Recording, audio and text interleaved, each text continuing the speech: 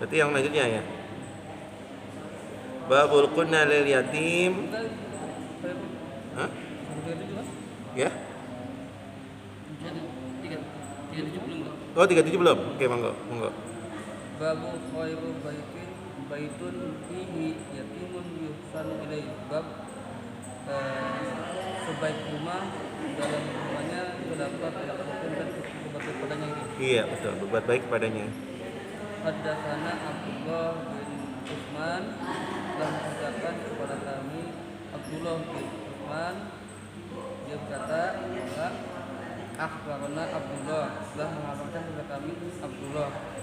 Qala dia berkata akhbarana Sa'id bin Abi Ayyub telah mengabarkan kepada kami Sa'id bin Abi Ayyub an Yahya bin Abi Sulaim dari Yahya bin Abi Sulaiman an ibni Abi Attab dari Ibnu Abi Attab an Abi Hurairah qala dari Abu Hurairah radhiyallahu ta'ala qala Rasulullah sallallahu alaihi wasallam berkata khairu baitin fil muslimina baitun fihi yatimun yuhsan ilaihi.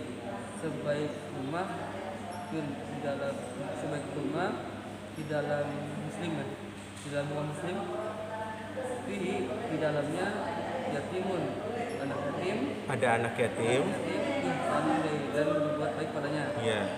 Wasyarru baitin dan Sejelek-jeleknya rumah rumah fil muslimin orang-orang muslim.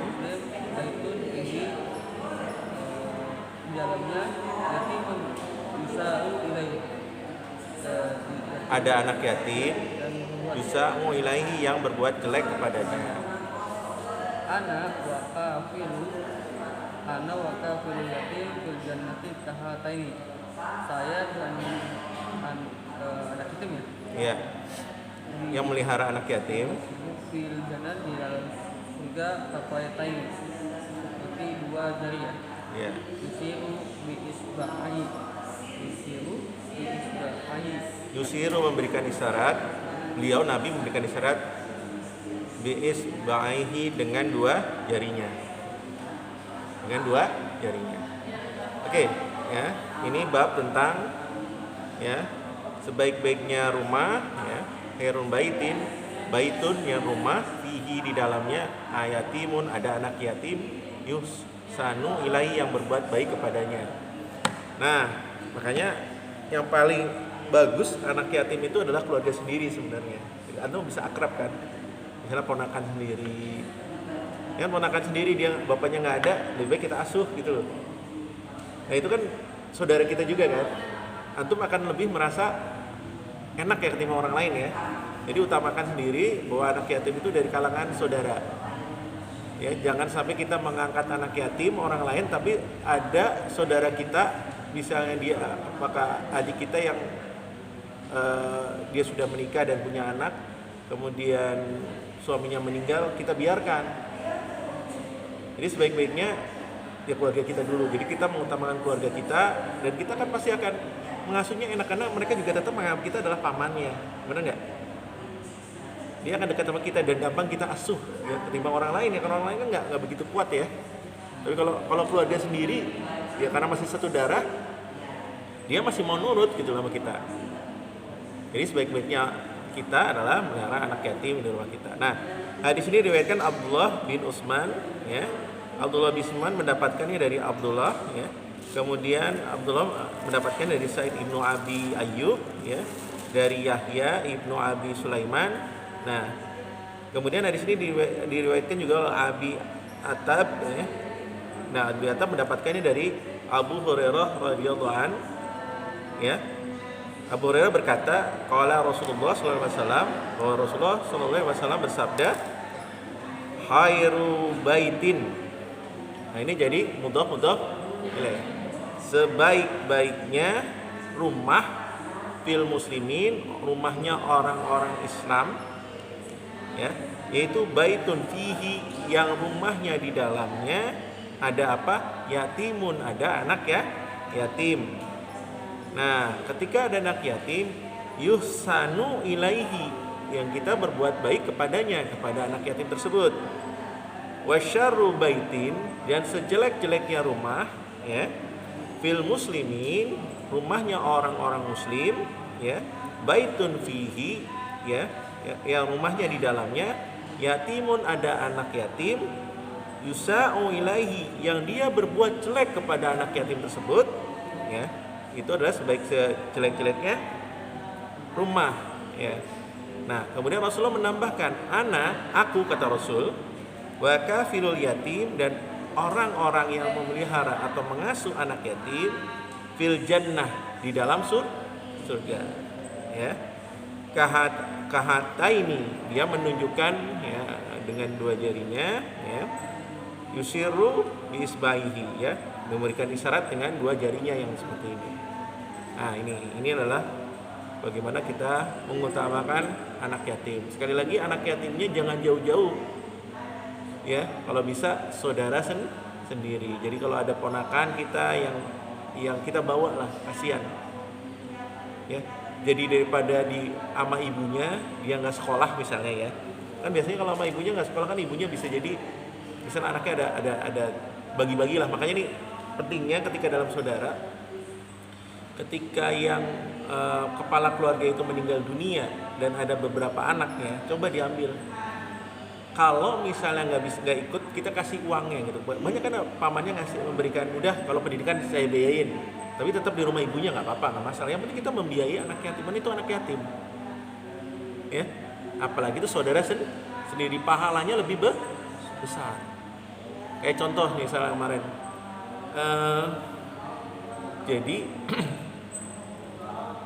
jadi ada orang tua siswa, ya, BPIBS dia, jadi temannya Zahra yang orang tuanya kena COVID meninggal dunia, bapaknya lagi. Dan saya ketemu kemarin sama pamannya, nggak taunya pamannya akhirnya ngambil dia, udah ikut saya aja. Kenapa? Karena ini ponakannya anak yatim gitu. Nah, ini bagus. Jadi saya tanya, terus gimana Pak? Ya saya ambil, kasihan orang bapaknya udah meninggal, kita udah sepakat anak-anaknya dibagi. Jadi ibunya nggak jadi beban gitu. Ibunya nggak mikir ini anaknya gimana nanti sekolah, jadi sekolahnya diterusin. Kebetulan mereka keluarga kaya, ya, keluarga kaya. Akhirnya anak-anaknya diberikan kepada paman dari bapaknya, semuanya dibagi-bagi gitu. Ada anaknya 2, dibagi satu ke dia, dibagi lagi satu dia gitu. Bagus banget Pak. Iyalah, kasihan saya juga. Ya siapa lagi kalau misalnya kecuali kita, ya. Bener kayak gitu. Itulah anak yatim gitu. Coba kebayang nggak kalau misalnya dia nggak dibantu oleh adik kakaknya sendiri, hancur kan sekolahnya, ya kan? Maka lebih utama, ya, kalau ada anak yatim dari keluarga dulu, ya, dari keluarga. Apalagi itu ponakan kita, saudara kita terdekat, ya, ponakan bagian sejarah kita. Bahkan kalau misalnya ponakan dia perempuan, kita bisa jadi walinya karena bapaknya udah meninggal, ya kan? Siapa lagi walinya? Itulah maksudnya wali itu di situ. Wali bukan asal menikahkan, bukan hanya ketika dibutuhkan menikah dia nikahin tuh ponakannya, bukan, tanggung jawab. Ada tanggung jawab di mana ketika bapaknya meninggal dunia, maka dia kewajiban jadi wali. Wali itu Pak, menanggung biaya dia. Gitu. Nah, ini yang dimaksud Islam, pemeliharaan kepada saudara lebih diutamakan ketimbang orang lain. Jadi sedekah yang paling utama adalah sedekah kepada keluarga. Gitu. Kalau lebih baru ke yang lain. Gitu. Ya. Jadi kalau keluarga kita masih kurang, makanya itu dalam Islam kan saling bantu sesama keluarga itu diutamakan. Gitu. Kalau keluarga miskin, ya kita harus bantu. Contoh lain adalah saudara sepupu saya itu dibantu oleh paman saya. Sampai dia pendidikan tinggi, walaupun misalnya dari bapaknya dia punya tanah, ya. Dia punya tanah. Nah, pas dia dewasa, ketika dia dewasa, terus dia bilang, udah Pak De, Bude, kan dia punya dari bapaknya punya jatah tanah dari kakek, ya. Nah, sama paman saya diserahin itu. Loh, ini apa nih Pak De? Enggak, ini hak kamu, hak dari, karena bapakmu meninggal dunia, maka kamu berhak, kamu ini warisan kamu. Udah kan Bude sama Pak D kan yang mengasuh saya, dia bilang. Kan yang mengasuh saya Bude dan Pak D, udah itu untuk Bude Pak D aja. Enggak, ini hak kamu. Hak kamu. Jadi boleh kita mengambil dari harta anak yatim untuk pendidikan dia, tapi Pak D sama Bude saya itu nggak mau gitu loh. Karena menurut dia ini kewajiban saya, kewajiban kami karena ayahmu meninggal dunia dan dia adalah ayahmu, itu adalah saudara kami. Kewajiban kami adalah yang memberikan kamu. Kewajibannya kami adalah bagaimana kamu nanti pendidikannya sampai tinggi, ya. Walaupun memang boleh kan untuk mengambil harta dari anak yatim, tapi dia nggak memberikan. Kasih tuh sertifikat tanah utuh atas nama dia lagi. Dia buatkan atas nama dia sendiri. Karena di kakek saya itu dipecah udah. Hebatnya kakek saya, ketika kakek saya meninggal, mbah saya itu udah ngumpulin semuanya anak-anaknya. Ngumpulin anak-anaknya, tolong sekarang buat sertifikat masing-masing. Ya, sertifikatnya dibuat masing-masing atas nama masing-masing. Jadi nggak timbul konflik. Itu seharusnya yang kita lakukan ya. Antum punya tanah, atau misalnya siapapun ibu misalnya, atau salah satu pihak meninggal dunia, kalau dia punya waris, diberitahukan kepada dia, kita nggak nyeleneh, tolong segera dikumpulkan saudara-saudara, ya. Yang mau ngumpulin juga pada waktu lebaran kan, kalau waktu biasa nggak bisa ngumpulin kan, karena udah berpikir waktu lebaran dikumpulkan, kemudian didatangkan notaris. Kalau itu mbak putri saya.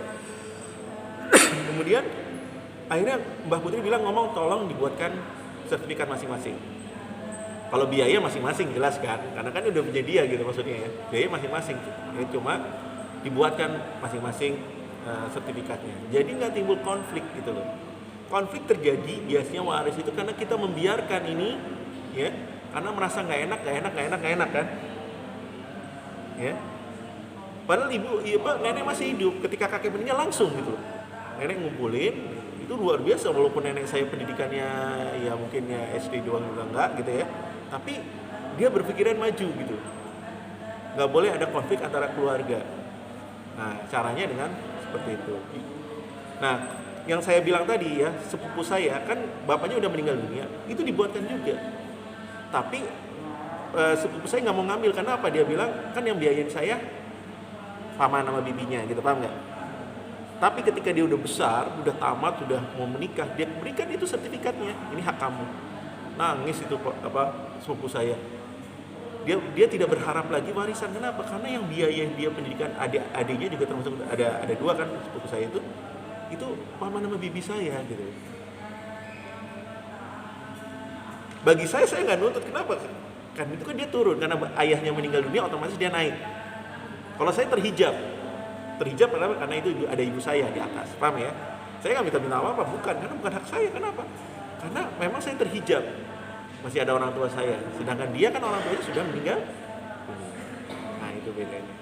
Maka oleh sebab itu, maka kalau kalian misalnya seperti itu, langsung langkah-langkah diambil daripada nanti timbul konflik. Konflik terjadi misalnya ketika ada penjualan tanah. Ini banyak nih penjualan tanah. Tanahnya masih atas nama kakek kita di atas, ya, itu pusing, masih sertifikat induk lah, maksudnya bukan sertifikat itu namanya, tanah girik ya, G ya, iya tanah girik itu masih Belanda ya, udah generasi ketiga belum diurus-urus, akhirnya bingung mau jual tanah nggak bisa jual tanah kalau masih 3 di atas. Harus minta tanda tangan masing-masing orang yang masih hidup atau ahli warisnya. Kalau ahli warisnya 1 aja nggak setuju, itu susah dibikin sertifikat. Apalagi yang dituakan udah nggak ada gitu.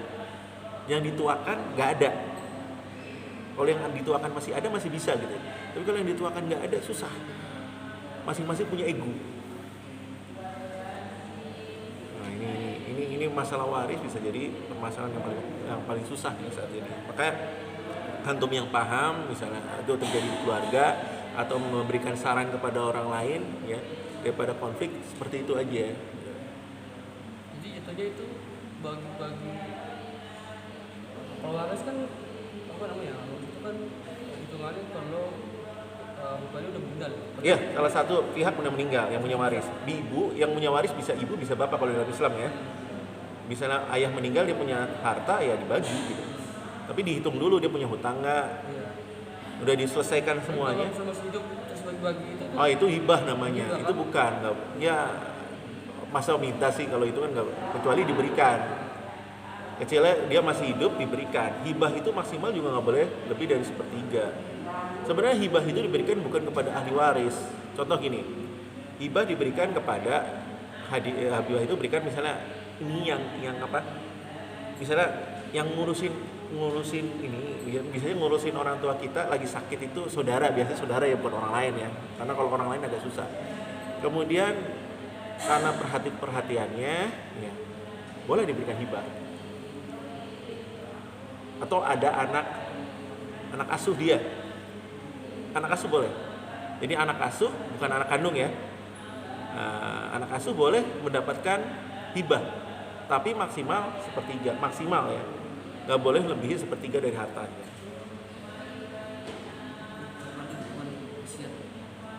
Wasiat juga sama. Jadi hibah, wasiat. Ini wasiat gini. Bedanya hibah itu wasiat itu diberikan kepada selain ahli waris. Ya. Hibah juga bisa. Kalau hibah juga bisa diberikan kepada siapapun. Hibah itu kan kepada ahli waris bisa, kepada orang lain pun bisa. Misalnya saya hibahkan tanah ini untuk bikin masjid, boleh. Sifatnya hibah. Hibah. Nah, kalau hibah juga supaya tidak timbul konflik di kemudian hari karena tuntutan dari ahli waris, buat sertifikatnya.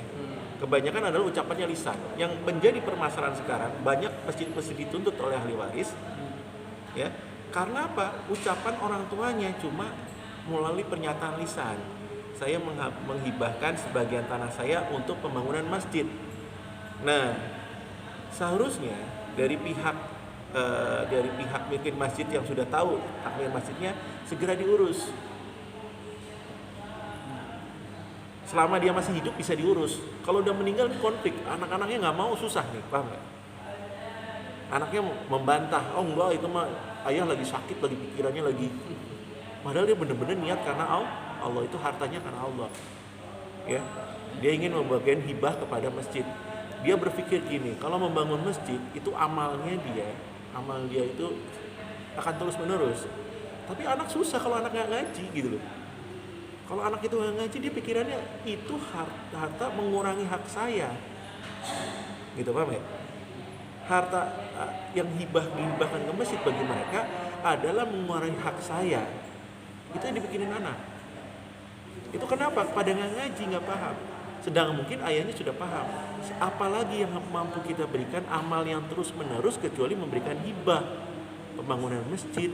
Ya, ketika membangun masjid, ketika orang ibadah di sana, maka amalnya akan terus kepada dia. Gitu. Nah inilah makanya ya kita nih membuat bagaimana kita sendiri memahami ilmu syar'i, kemudian anak-anak kita jangan sampai lupa, kitanya belajar, anak kita enggak gitu. Ya, anak kita juga harus belajar karena ini penting banget, hanya banyak permasalahan terjadi karena nggak paham, ego yang dikedepankan. Permasalahan terjadi kita paham, tapi saudara kita yang lain nggak paham gitu, paham nggak? Ngotot, ini berat juga. Ada. Intinya permasalahannya karena kekurangan. Intinya kekurangan. Kalau orang merasa hidupnya kurang, ya, ini ya sekali lagi, kalau merasa hidupnya kurang, pasti ribut. Tapi kalau orang itu sudah cukup misalnya, kayak alhamdulillah di kakek saya itu, di mbak saya, itu tidak ada satupun yang memasalahkan sampai sekarang ini. Kenapa? Karena sudah dibekali. Ya, yang paling utama dari mbah saya adalah pendidikan. Pendidikan harus tinggi. Ketika pendidikan tinggi, dia akan belajar sendiri otomatis, mencari pengetahuan itu pasti bagus gitu. Dan akhirnya tidak ada satupun konflik sebesar. Alhamdulillah ya. Di keluarga saya tidak. Tapi mungkin di keluarga saudara yang lain cuma dengar aja seperti itu, karena nggak paham. Kita nggak bisa ikut campur karena posisi saya kan jauh gitu, mungkin. Ya saya cuma dengar aja, dengar dari bapak ibu gitu. Ya bapak ibu nggak bisa apa-apa karena itu juga saudara. Ya kalau ditanya ya bisa nyelesain, tapi kalau enggak ya masa kita ikut campur gitu. Terkadang gitu kan. Cuma disesali aja kok jadi ribut gitu. padahal sesama saudara. Makanya pentingnya kita thalabul ilmi, saling belajar itu begini, gitu ya. Jadi kalau ada konklusi hidup, orang tua boleh kan? Boleh. Misalnya orang tua boleh membagikan, selalu dibagi rata gitu. Atau di kan bikin setiap masing-masing kan? Iya. Artinya rata kan? Iya, betul. Orang tua hidup kan? Iya. Kan kalau orang tua udah meninggal, otomatis pembagian sesuai dengan pembagian. Nah, gini ya. Ya itu emang orang tua biasanya memberikan nih jatah kamu di sini, ya kan? Kalau kayak gitu kan, supaya anaknya paham nanti ketika udah meninggal gitu ya, dia nggak ribut. Jadi memang sama ya, ibu saya diberikan jatahnya di sini, dibagi, udah dibilangin gitu. Ini kamu di sini nih, bagian kamu nih. Ini sampai sono ya, ada batasnya gitu. Dikasih tahu kan, batasnya kamu ini sampai sono. Jadi kamu tahu, oh jadi batasnya saya ini sampai sini. Biasanya diomongin bersama keluarga, nggak sendirian doang, nggak ngomong sama kita, tapi ngomong sama keluarga. Jadi nanti ngomong ini. Itu namanya apa? Wasiat. Hah? Itu Itu hibah. Jadi sebelum meninggal dunia namanya hibah. Ya, kemudian akhirnya kebiasaan Indonesia menjadi waris. Padahal pembagiannya nggak sesuai dengan Islam. Karena gini, susahnya di Indonesia ini, kita menggunakan hukum adat. Jujur salah satu bentuk yang belum bisa penerapan Islam di Indonesia adalah hukum waris. Hukum waris itu masih berat diberlakukan di Indonesia dengan ketentuan Islam. Dalam ayat Al-Quran sudah ada pembagiannya jelas ya, anak laki-laki dapat berapa, anak perempuan dapat berapa, istri dapat apa, misalnya ibu dapat berapa, kakek dapat berapa, jelas kan? Itu belum bisa diterapkan di Indonesia. Kecuali semuanya sepakat menggunakan hukum waris Islam. Karena mereka berpikir kalau apalagi dalam hukum Islam, dalam hukum adat yang berlaku di Pulau Jawa ini, antara anak laki-laki dengan anak perempuan sama bagiannya. Ya, walaupun dalam Islam itu sebenarnya bentuk penyalahgunaan, karena nggak sesuai dengan Al-Quran dan Sunnahnya.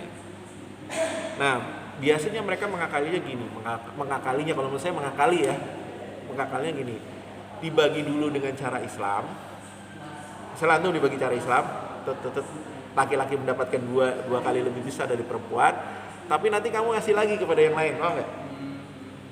Jadi sistemnya dibagi dulu dengan Islam supaya mereka nggak salah. Nanti secara sukarela ya, diminta yang laki-laki itu memberikan kepada yang perempuan. Kalau menurut saya itu mengakali ya. Tapi biasanya supaya tidak timbul konflik, mereka saling menerima. Kalau sadar gitu ya, mereka menerima. Apalagi melihat misalnya adik perempuannya yang memang hidupnya kekurangan gitu, biasanya ya udah nggak apa-apa gitu, seperti itu. Tapi sekali lagi itu bukan cara Islam. Kalau cara Islam itu dua kali lebih besar daripada perempuan. Ya cuma sekali lagi yang berlaku di Indonesia ini hukumnya hukum adat. Ya, kalau adat itu di Pulau Jawa, mau suku Sunda mau Jawa sama aja, semuanya dibagi sama antara laki-laki dengan perempuan. Kalau di Sumatera Barat pembagian perempuan lebih besar, matrilineal mereka. Nah itu bedanya. Pengaruh dari siapa? Pengaruh dari Belanda. Belanda lah yang mengubah ini semua tanpa kita sadari. Dengan asas-asas persamaan, laki-laki perempuan itu sama aja, sama-sama anak, ya. Nah inilah yang terjadi, ya. Gitu. Ya mau gimana lagi? Susah ngubahnya. Ya. Akhirnya orang tua ingin berlaku adil, makanya dia supaya tidak repot di kemudian hari, ya, tidak menimbulkan perselisihan, dia katakan ini warisnya kamu nanti, tapi tetap pembagiannya nanti setelah beliau meninggal, bukan pada saat ini gitu. Kalau kamu bangun rumah boleh gitu. Misalnya anaknya udah kamu bangun rumah di sini, yang ditunjuk oleh orang tuanya. Udah bangun rumah di sini aja ya kan? Nanti kalau udah meninggal itu jadi milik dia gitu. Tapi bukan milik saat ini, belum milik, tetap orang tuanya. Tapi kalau kamu bangun rumah monggo. Paham ya? Mau bangun rumah situ aja, udah nggak usah ke tempat. Orang tua udah ngomong, udah bangun rumah di sini aja, nggak usah kemana-mana. Nah, biasanya anak untuk menandai bahwa itu rumahnya, mulai bangun rumah rumah kan? Bangun rumah kan? Kayak gitu, menandai bahwa ini rumahnya. Khawatirnya nanti ya kita khawatir ke depannya ada timbul sesuatu, dibangunlah rumah. Walaupun dari kecil ya, dari sedikit, tapi yang penting ada bentuk rumah. Penanda itu sebenarnya, penanda bahwa saya di situ loh. Ya. Nggak boleh nanti direbut oleh saudaranya yang lain. Ya kan? Gitu, itu sebuah penanda. Karena orang tua juga udah minta, udah, kamu ngapain sih? Udah bangun rumah di sini aja. Nanti masa tua kamu di sini gitu. Walaupun kita nggak tahu masa tua kita kalau kita punya anaknya di sini mau balik ke rumah gitu. Ya kan? Yang penting di situ ditandai bahwa itu bagian dari kita. Ya, itu yang dilakukan oleh orang saat ini, ya. Benar kan? Jadi nggak dilarang untuk bangun rumah. Walaupun itu sebenarnya orang tua masih ada ya, kayak antum masih ada kan dua-duanya. Ya cuma itu namanya pemberian. Jadi udah dikasih tahu kan jatahnya kamu di sini sampai sini kan. Benar nggak dikasih tahu kan? Ya udah kamu bangun rumah di sini. Gitu. Ya tanahnya sih masih gede, cuma bangun rumah di situ udah. Walaupun kecil sebuah penanda bahwa dia punya bagian di situ. Kakaknya juga disuruh gitu nggak? Kakak yang ini udah bangun juga kan? Nah itu kayak gitu. Walaupun orang tua masih hidup, tapi itu tetap atas nama orang tua kan. Tanah itu bukan tanah kamu saat ini kan? Bukan. Nanti kalau sudah peralihan haknya terjadi, kalau sudah satu pihak meninggal dulu. Kalau kamu ngotot minta sertifikat saat ini, berarti menganggap sama aja membuat supaya orang tua segera mati. Jangan kamu minta ya. Ya, jangan minta, orang itu masih punya orang tua kok. Ya, gitu. Oke, paham ya? Monggo dilanjutkan kembali.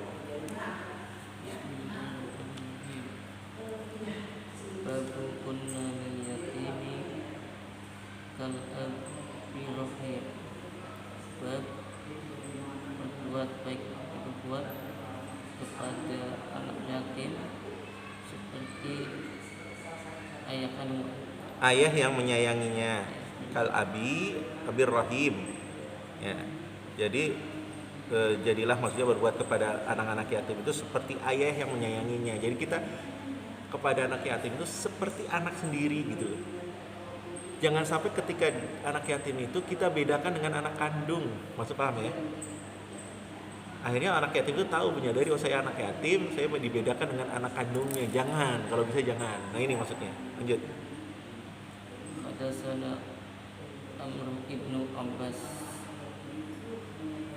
telah menceritakan pada kami Amr ibnu Abbas qala berkata hadatsana telah menceritakan kepada kami Abdurrahman qala berkata hadatsana Sufyan telah menceritakan kepada kami Sufyan an Abi dari bapak saya Ishaq qala berkata Sami'tu aku mendengar Abdurrahman ibnu Abza qala berkata qala Dawud berkata Dawud Nabi bukan nama orang ini, maksud Nabi.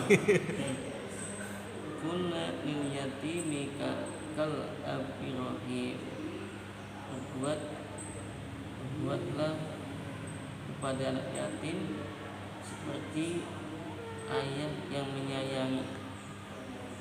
Wa'lam dan ketahuilah anak bahwa sesungguhnya engkau kama tadro'u seperti Tasro itu menanam. Tadzalika tahsudu demikian yang nanti akan memetik hasilnya. Ya, seperti menanam, yang nanti menanam itu kan pasti ada hasil kan, nanti setelah hasil akhirnya ada hasilnya. Tadzalika tahsudu seperti menanam yang akan memetik hasilnya. ma akbaha faqru ba'dal ghina. Sungguh jelek Ma akbaha ya orang-orang yang fakir jadi miskin setelah kaya. Ba'dal gina. Ya jelek dong. Setelah kaya jadi miskin. Berarti ada yang salah kan dalam pengelolaan? Beda dengan juhud. Ya, juhud itu kan memang dia berusaha untuk hidup sederhana walaupun kaya. Tapi tetap kaya kan? Tetap kaya. Tapi kalau orang jatuh dari kaya menjadi miskin, walaupun itu bentuk pelajaran, berarti ada yang salah dalam diri dia. Gitu ya. Lanjut. aksaru min dzalika, dan lebih banyak dari yang itu. Kebanyakan demikian. Ya, kebanyakan demikian ya. Kebanyakan orang kaya jatuh miskin. Orang miskin jadi kaya agak kurang. Tapi kalau kaya jatuh miskin banyak. Terpuruk gitu loh. Berarti ada manajemen yang nggak bagus di diri dia, gitu loh. Nah, lanjut. Au akbahu min dzalika, atau lebih jelek dari yang demikian. Nah, apa yang lebih jelek dari itu? Ad-dolah Abdullah latu. ba'dal huda, Nah, tersesat kesesatan setelah mendapatkan hidayah. Yang terjelek itu udah dapat hidayah, ya dia tersesat. Banyak gak orang kayak gitu? Banyak. Udah ngaji, udah apa, udah paham ilmunya sebenarnya, tapi memilih hal yang jelek. Betapa banyak misalnya teman-teman saya yang dulu saya mengatakan dia alim atau alim, apa-apa bagus, semuanya bagus, sebenarnya bagus, tindak tanduknya bagus, ya ngajinya juga pinter. Ketika masuk politik menjabat jabatan, tiba-tiba kena korupsi gitu, paham? Karena korupsi itu susah ya namanya ya. Kalau udah kita kena masuk sistem itu berat, itu nggak bisa lah. Sistem itu udah mengakar kuat. Jangan jauh-jauh, Anda disuruh tanda tangan sama kepala sekolah nih. Tanda tangan ya. Ini tanda tangan seharusnya nih dapatnya misalnya dana bos, misalnya 1,5 juta. Disuruh tanda tangan 1,5 juta, tapi yang dapatnya 7,5. Dilema nggak? Jangan jauh-jauh yang tenaga kerja kayak gitu kan. Gitu kan. Ini fakta loh, fakta. Akhirnya apa?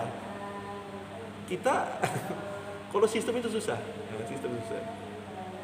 Makanya berat kalau kita masuk sebuah sistem. Antum bisa nggak berbeda dengan yang lain, itu susah.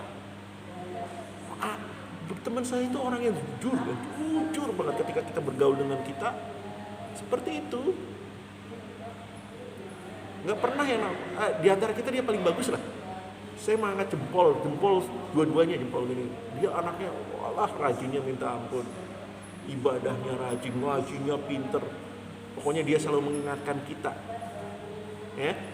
Dia pokoknya udah dapat petunjuk lah, udah baik lah, orangnya baik. Tiba-tiba dia masuk politik, kemudian dia punya jabatan tertentu. Akhirnya apa? Kena kasus korupsi. Yang bisa jadi saya yakin bukan dia aja yang terlibat gitu, paham nggak? Tapi karena dia punya sebagai tanggung jawab, dia yang nanda tangan itu, dia yang paling utama tanggung jawab.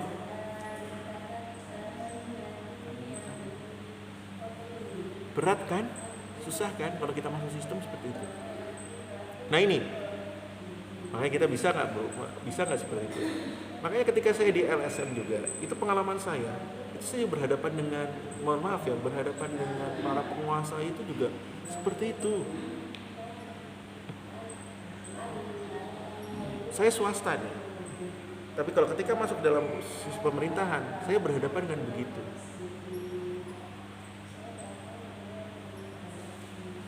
Mampu nggak kita keluar dari ini? Kalau nggak, ini yang penting kita keluar gitu. Kalau kita udah paham itu udah salah gitu. Susah lah pokoknya. Oke, lanjut.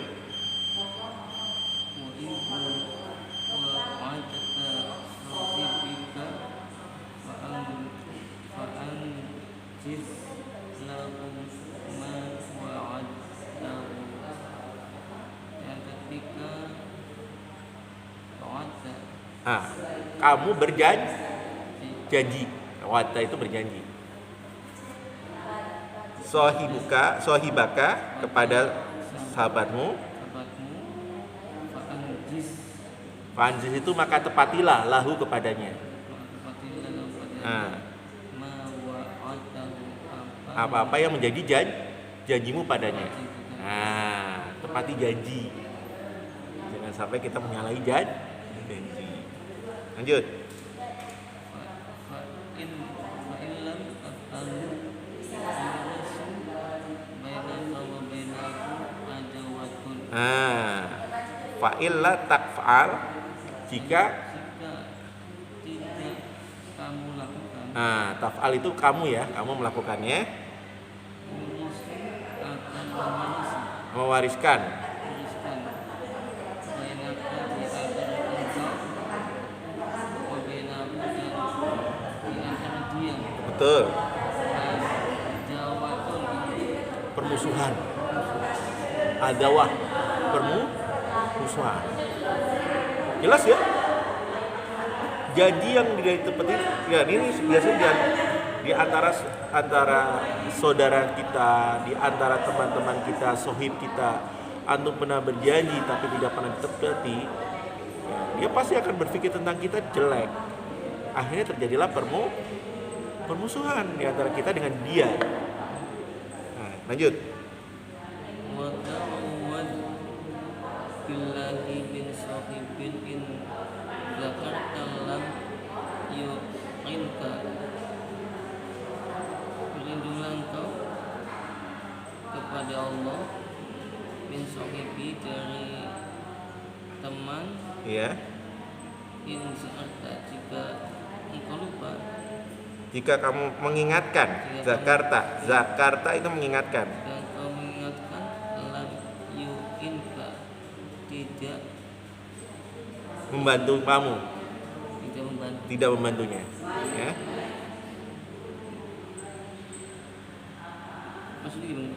Nanti jelasin. Wa in nasita Wa in nasita dan jika nasid kamu mengingatkan saudaramu itu, lan yuzakarta tidak kamu mengingatnya ya tidak mengingatnya. lupa. Jika kamu jika kamu lupa, dia tidak mengingatkannya, mengingatkan kamu gitu loh. sebetulnya Oh, masa bodoh. Itu sahabat yang benar. Itu sahabat yang baik atau saudara yang baik adalah apabila kita lupa, itu harus mengingatkan. Makanya gini, kalau antum punya misalnya gini, ada saudara atau siapapun yang punya hutang kepada kamu, tolong diingatkan, jangan kamu cuek. Kebanyakan kita cuek, gak enak gitu. Iya, itu gitu. Bener nggak? Padahal itu kayak adik saya itu selalu mengingatkan. Saya punya utang sama adik saya lumayan besar ya. Selalu ingatkan, Mas udah bayar? Oh iya, saya bilang setiap tanggal sekian bayar. Itu bukan berarti saya saudara saya itu, adik saya itu jelek sama saya. Enggak, itu mengingatkan kewajiban. Jangan kamu pandang ngapain sih udah nanya-nanya mulu. Iya. Jangan. Karena ini masalah hutang, ini masalah nanti di akhirat. Andai kata ada orang yang mengingatkan kita hutang, jangan kamu benci sama dia. Itu bagus. Dia nggak ingin kita masuk neraka sebenarnya. Saudara kita itu siapapun dia nggak ingin kita masuk neraka gara-gara hutang. Berkatalah baik, karena kamu minta sama dia juga minjem ke hutang dia, baik-baik gak? Giliran ditagih, marahnya lebih marah daripada orang yang menghutangkan. Bener gak? Tetap ingatin. Nggak usah malu. Jangan kita yang menghutangkan kepada dia menjadi malu gitu. Ingatin terus. Mas, tanggal berapa? Kalau dia bilang udah tanggal 5 ya nanti, ya udah. Balik lagi tanggal 5. Mas, utangnya ya. Ngingetin mulu, saya udah tahu punya utang gitu. Ya nggak apa-apa, tugas saya mengingatkan, Mas. Saya khawatir gara-gara ini antum nggak masuk surga gitu. Terus ingatkan, ya. Jangan sampai kita tidak, itu saudara kita harus sayang. Sayangnya kita itu seperti itu gitu. Bukan menagih itu bukan kita nggak sayang, itu sayang. Ya, ya harus ya, tetap ditagih. Tagih. Nah, kalau memang misalnya gini, kita kan melihat ya, dia punya kemampuan nggak untuk bayar. Saya lihat, oh dia sebenarnya punya kemampuan. Misalnya dia tuh kemarin beli kulkas, foto-foto cetret, pasangin di Facebook. Berarti sebenarnya dia mampu. Tapi kamu lihat kehidupan memang susah. Ini bedain ya. Kehidupan dia susah. Ya, kemudian benar-benar dia hidupnya fakir, benar-benar fakir, tapi dia usaha, dia bilang, maaf ya mas, saya nggak punya uang saat ini susah banget hidup nih ketika corona. Dan kamu seperti itu, udah bebasin, boleh kamu bebaskan. Udahlah, daripada ini, tapi diakatin gitu loh, di hadapan dia.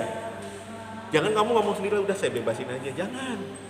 Ngomong sama dia, diakat misalnya. Udah deh, kasihan saya lihat kamu juga udah usaha keras, kemudian memang berat untuk bayar utang, udah saya ikhlasin utangnya di hadapan dia gitu. Itu cara terbaik ya. Tapi kalau memang benar-benar dia kelihatannya udah usaha, dia sanggup mencicil cuma hanya sedikit gitu loh, itu udah usaha loh. Mas, mohon maaf ya, saya utangnya, atau dia datang ke rumah saya utangnya cuma sekian. Kamu melihat dia kehidupannya udah susah, udah susah nyicil gitu ya, udah nggak bisa juga, ya udah bebasin kalau gitu. Tapi lihat pengorbanan dia dulu, apa yang dia lakukan terhadap utang gitu.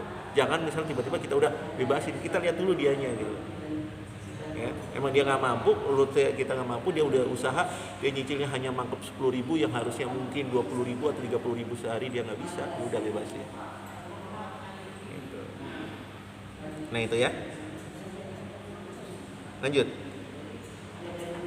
Udah hadis ya. Jadi hadis ini dari Amr bin Ibnu Abbas ya, dari Abdul Rahman, dari Sufyan, dari Ishaq ya, sami itu Abdul Rahman, aku mendengar Abdul Rahman Ibnu Abza ya, qala berkata Daud ya. Nah, dia katakan kunna lil yatimi kal abil birrahim. Jadi terhadap anak-anak yatim itu lakukanlah seperti bapak yang mencintainya, yang menyayanginya.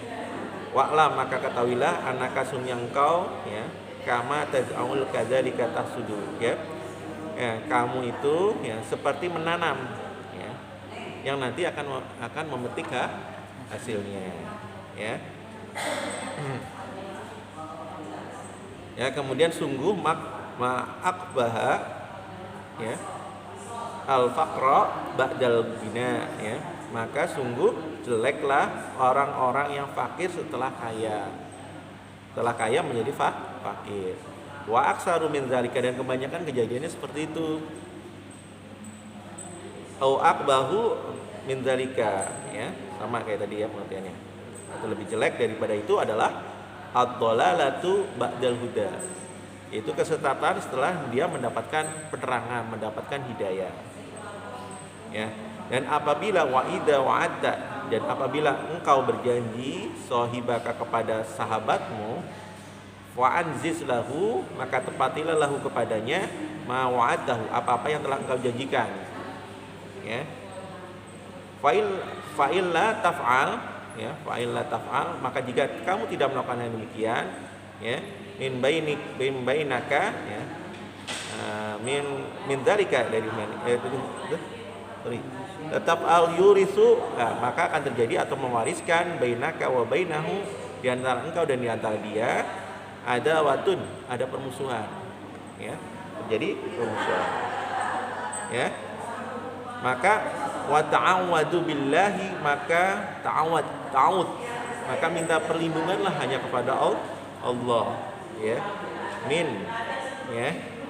sahibi in zakarta ya, kepada seorang atau sahabat in zakarta ketika diingatkan ya, lam yu'inka ya, dia tidak melakukan atau tidak membantunya. Wa inasita, dan engkau telah mengingatkannya, lam yuzakirka ya, dia tidak mengingatnya. Demikian ya. Jadi ini di sini banyak hal-hal yang harus kita lakukan.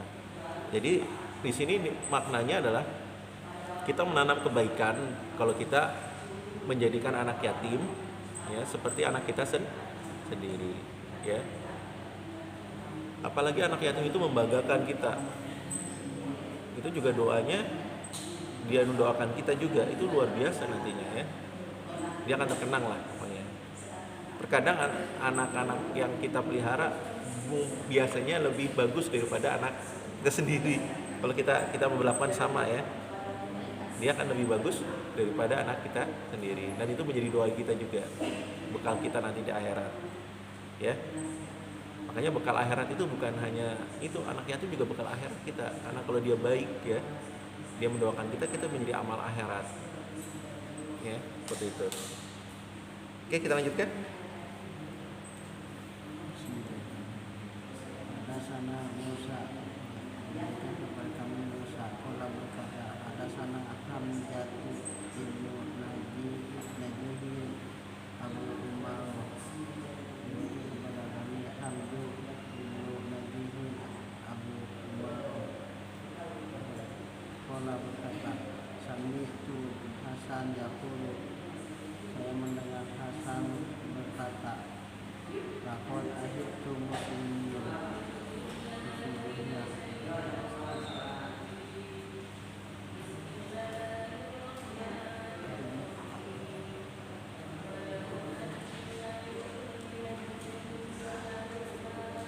Ayo, apa nih? laqad ahidtu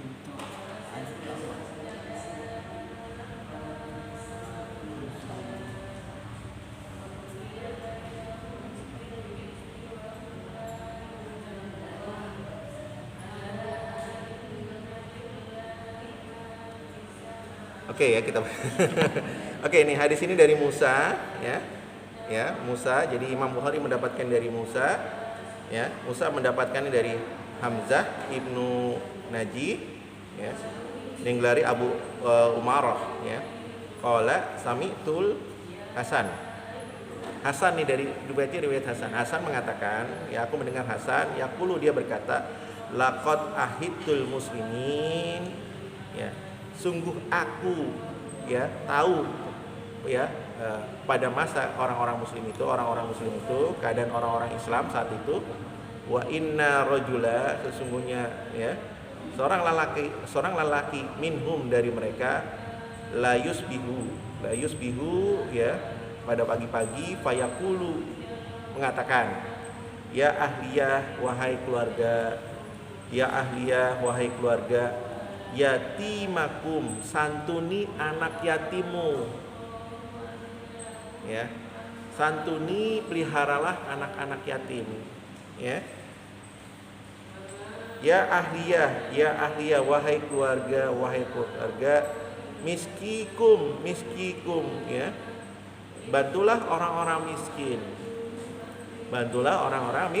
miskin. Ya ahliyah wahai keluarga, jarokum ya. Perhatikanlah tetanggamu, perhatikan tetanggamu, lihat tetanggamu baik atau maksudnya tetanggamu dalam keadaan kekurangan atau tidak.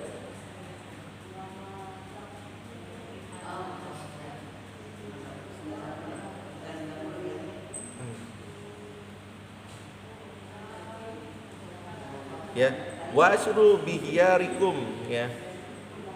Wa usriya itu akhirnya percepatlah ya, bihiyarikum ya. Bihiyar dengan kebaikan-kebaikanmu, ya. Ya. Ya, jadi berbuat baik ya, berbuat baik. Wa usri itu mempercepat ya. Bihiyarikum ya. Berbuat baik kepada mereka tadi kepada siapa aja? Berarti kepada siapa? Orang anak yatim, orang-orang miskin, dan kepada tetanggamu. Jadi berbuat baiklah kepada mereka, ya. Wa antum kulla yaumin tadzulun, ya. Ya. Dan janganlah ya, maksudnya jangan ya, wa antum kulla yaumin, dan janganlah pada setiap hari kamu berbuat kejelekan kepada mereka tadi yang telah disebutkan. Berbuat kejelekan. Yang ini dari Hasan ya. Hasan bin Ali ya radhiyallahu anhu.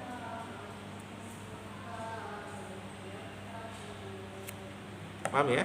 Jadi ini wasiatnya kepada keluarga. Pertama anak yatim, perhatikanlah anak yatim, santuni anak yatim. Ya, kemudian orang-orang miskin di antara kalian. Kemudian tetangga-tetangga kalian. Ya, kemudian ditugaskan kita untuk mempercepat berbuat kebaikan kepada mereka semua. Ya. Dan janganlah kalian berbuat setiap hari kejelekan kepada mereka yang tadi telah disebutkan.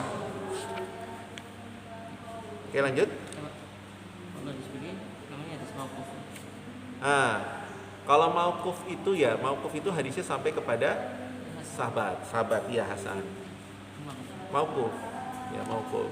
Hasan tidak menyebutkannya dari Nabi. Tapi sahih. Kalau sampai ke Hasan bisa sahih. Sahih. Sahih. Ya. Nah, kalau bagi orang-orang Syiah, ya bagi orang-orang Syiah, imam mereka tuh termasuk itu juga gitu. Maksudnya kalau mereka nggak selalu dari Nabi, para imam-imam yang telah disebutkan, sahih bagaimana adalah.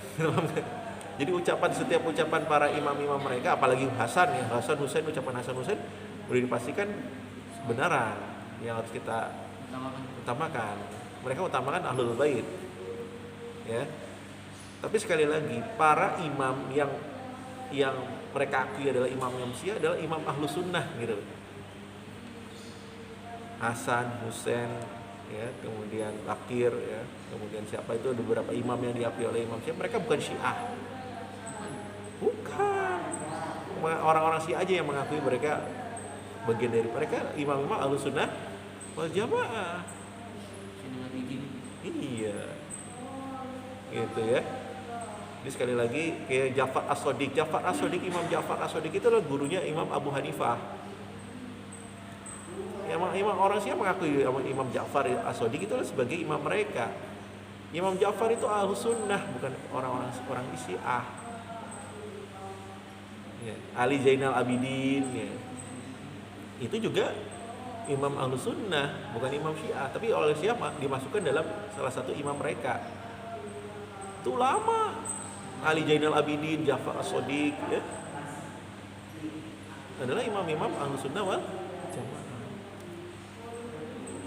Ya, seperti itu. Ini ada kesalahan fatal dari kepada orang-orang Syiah yang mengatakan mereka adalah imamnya orang-orang Syiah. Ya. Dan ya banyak juga di kalangan para tarekat ya. Tarekat itu mendasari ya amalan-amalan mereka dari imam-imam itu gitu. Makanya tarekat itu mohon maaf ya agak kecenderungan hampir mirip dengan Syiah. Jadi mereka menganggap para imam-imam itu memberikan doa-doa khusus. Ya, memang sih ada doa-doa khusus ya. Misal para ulama membuat doa khusus seperti hijib itu kan doa-doa khusus. Itu tidak ada dari Nabi itu. Tapi diamalin. Di kalangan pesantren diamalin hijib bahar, hijib nasr ya. Saya masih ingat hijib nawawi ya. Itu sebenarnya doanya para ulama-ulama ya, doa tertentu. Makanya tidak akan kita dapatkan di dalam al-azkar. Dulu saya pernah dijazai kitabnya itu nggak ada di al-azkar. Ya kan? Tapi diamalin di kalangan santri itu justru banyak diamalkan ya, banyak diamalkan. Bagaimana statusnya kalau ya ada doa yang sahih, ketamakan doa yang sahih dulu. Karena itu nggak tahu periwayatan dari siapa. Walaupun diamalkan katanya ada hasilnya, walau alam ya. Kalau teman-teman saya itu banyak yang ngamalin hijab bahar, hijab nasor, ya, hijab nawawi dan sebagainya itu ngamalin tuh mereka. Tapi giliran kitab yang al-azkar mereka nggak paham, nggak tahu gitu. Padahal itu utama-utamanya zikir yang kita lakukan. Gitu. Dan zikir paling utama adalah baca Quran. Kalau kita zikirnya dari para kiai-kiai yaitu ijib-ijib. Jadi kalau kita bilang pakai kitab itu, mereka nolak. Ini lebih sahih ini loh, sahih ini al-azkar nih bacanya ini paling bagus. Gak usah nggak usah ribuan kali, udah baca ini udah cukup. Oh, mereka nolak. Gilanya. Hah? Gak ada gilanya. Gak ada gurunya, dia bilang gak ada gurunya. Wah, gak ada gurunya. Siapa kita gak ada gurunya? Mereka harus ada gurunya. Ini harus Biasa. ada ijazahnya. Oh, jelas ijazah dari Rasul, ijazah para imam itu udah lebih kuat. Ya, seperti itu.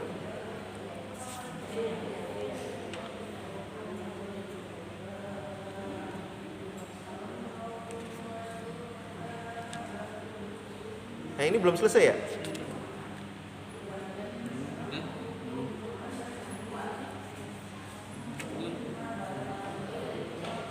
Oh iya. Nah, belum selesai nih. Belum selesai.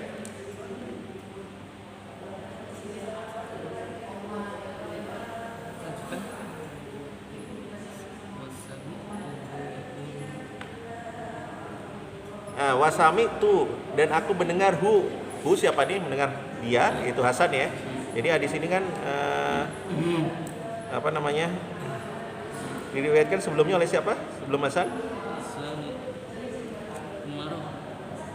Abu Umaroh. Abu Maro ya, Abu Maro ya, mendengarnya dari Hasan ya.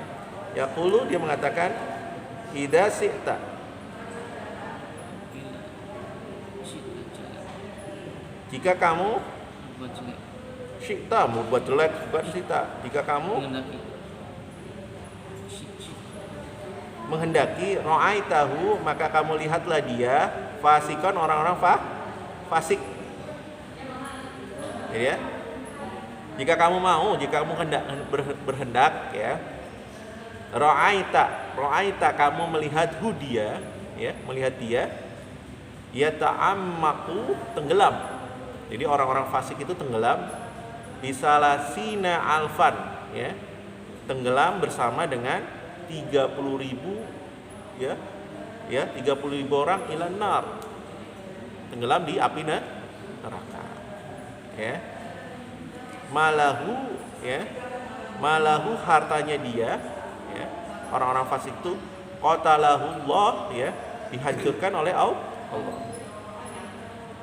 Kenapa? Ba'a ya, ba'a khalaqahu minallah ya. Karena mereka menjual ya, ba'a itu kan jual ya. Ba'a itu karena mereka menjual khalaqahu minallahi ya, yaitu nasibnya ya, bisamanin anzin ya, dengan seharga kambing. Ya, seharga kambing. Ya. Hah? Khalaqahu artinya nasibnya. Jadi dengan seharga kambing. Wa in syita, jika kamu menghendaki ra'aita kamu melihat dia, yaitu orang-orang fasik, mudai'an murbadan ya. Orang-orang yang menyia-nyiakan hidupnya fisabilis syaiton, kepada jalannya syaitan. Ya, jadi mereka menyia-nyiakan hidupnya di jalan syaitan. La mu'ida lahu, yang tidak ada orang yang mengingatkan lahu kepadanya, min nafsihi, kecuali dirinya sendiri, wala minan nas, dan tidak juga orang manusia-manusia yang lain atau orang-orang lain. Ya, seperti itu.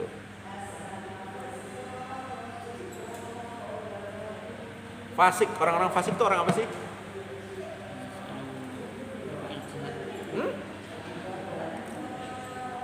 Pikiran jahat. Fasik tuh orang muslim bisa nggak? Muslim dikatakan fasik bisa ya. Nah, gimana? Pikiran jahat. Nah, pikirannya nggak bagus. Bukan pikirannya, perbuatannya juga. Dia melakukan kemungkaran itu fasik. Dia tahu itu salah, tapi dia lakukan. Nah, ini perhatikan orang-orang fasik, maka dia akan tenggelam bersama dengan 30.000 orang di dalam neraka. 30.000 orang di dalam neraka. Kemudian Allah akan menghancurkan harta-hartanya, karena mereka menjual nasibnya ya dengan harga yang sangat, seharga kambing, dengan sangat rendah maksudnya ya. Ya. Fasik, orang fasik ya. Wa in syi'ta ra'aitahu, dan jika kamu mendaki kamu melihat mudi'an murbadan, ya. Jadi orang-orang yang menyia-nyiakan hidupnya, ya. Hidupnya udah sia-sia, kemudian mengikuti jalannya setan, ya. Udah hidupnya sia-sia, dia ke jalan setan, fi sabilis syaiton, dia mengikuti jalannya setan. Maka bagi dia orang-orang fasik itu yang mengikuti jalan-jalan syaitan, ya, la wu'idha lahu, maka tidak ada yang mengingatkan lahu kepadanya, min nafsika, dari dirinya yang seperti itu, wala minan nas, dan juga bukan orang-orang yang mengingatkan. Hati-hati seperti itu, ya.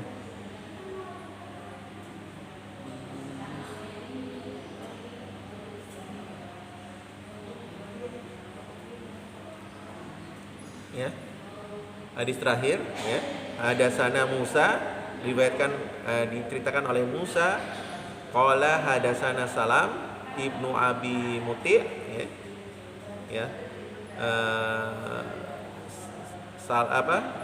Musa mendapatkan hadis ini dari Salam bin Abi Muti', ya.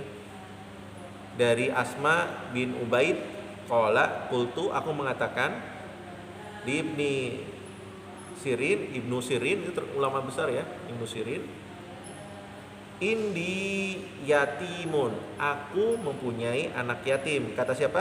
Kata Asma bin Ubaid kepada Ibnu Sirin, aku mempunyai anak yatim.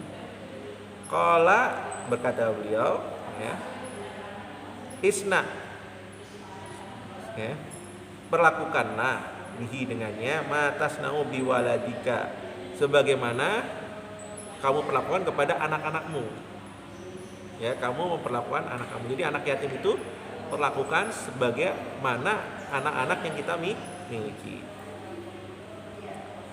Idribhu, pukullah dia. Maksudnya kita ingatkan, ya, di idrib itu nggak mesti mukul itu dengan kekerasan, ya. Ya, idrib itu pukullah dia, maksudnya kita mengingatkan seperti idribhu, ya, pukullah matadribu waladaka, sebagaimana kamu memukul anak-anak kamu. Maksudnya kamu berbuat kalau dia berbuat kurang baik, ingatkan dulu, jangan langsung pukul, ya. Kalau dipukul itu kan udah cara akhir.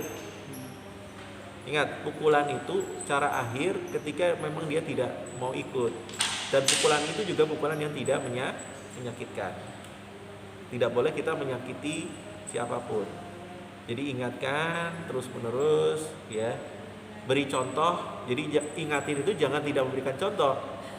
Disuruh pergi ke masjid, kitanya nggak ke masjid. Suruh baca Quran, kitanya nggak pernah baca Quran. Ya kan? Kita kan nyuruh-nyuruh doang, kan? Tapi kita tidak melakukan. Coba kalau kita nyuruh baca Quran, kita juga baca Quran. Yuk nak, kita baca Quran bareng-bareng, pasti mau. Yuk nak, kita pergi ke masjid bareng-bareng. Ya, kadang-kadang orang nyuruh ke masjid, dia nggak pernah pergi ke masjid. Kenapa kebanyakan orang nggak ikut sama siapapun, ya? Orang yang nyuruh, kenapa? Karena dia juga tidak memberikan contoh. Jadi contoh terbaik adalah kita sendiri, ya, kita sendiri. Kalau kita ke masjid, maka dia pasti ikut ke masjid. Ketika kita baca Quran, dia pasti mau baca Quran. Ya, itu penjelasannya. Oke, semoga bermanfaat. Kita tutup sama-sama dengan bacaan hamdalah. Alhamdulillahirabbil alamin, dan doa kafaratul majelis. Subhanaka Allahumma wa bihamdika, asyhadu an la ilaha illa anta, astaghfiruka wa atubu ilaik. Assalamualaikum warahmatullahi wabarakatuh.